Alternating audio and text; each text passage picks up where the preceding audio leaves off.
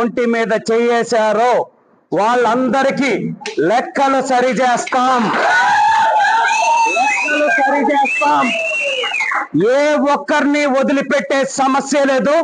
ప్రతి లెక్క వడ్డీతో సహా తీర్చే బాధ్యత ఇక్కడ ఉన్న తెలుగుదేశం పార్టీ తీసుకుంటుందని చెప్పనేసి మీడియా సమావేశం సందర్భంగా తెలియజేస్తా ఉన్నాం.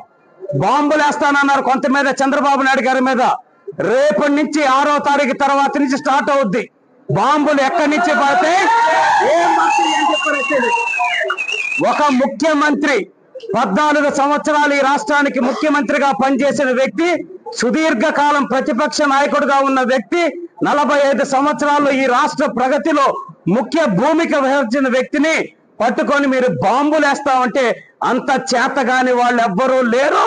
రేపటి నుంచి మీ లెక్కలు మొత్తం ఒక్కొక్కరికి ఏ విధంగా సరి చేయాలో సరి చేస్తామని చెప్తా ఉన్నాం.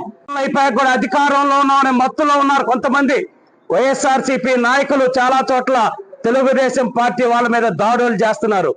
జస్ట్ బాబు తమ్ముళ్ళు, వైఎస్ఆర్సీపీ వాళ్ళు ముఖ్యమంత్రి కన్నెర్ర చేస్తే, ఒక రాష్ట్ర ముఖ్యమంత్రి కన్నెర్ర చేస్తే ఆయన నియోజకవర్గంలో చర్యలు ఎలా ఉంటాయో రేపటి నుంచి చూడబోతున్నారు. ప్రమాణ స్వీకారం దాకా కొంచెం ఓపిక పట్టండి.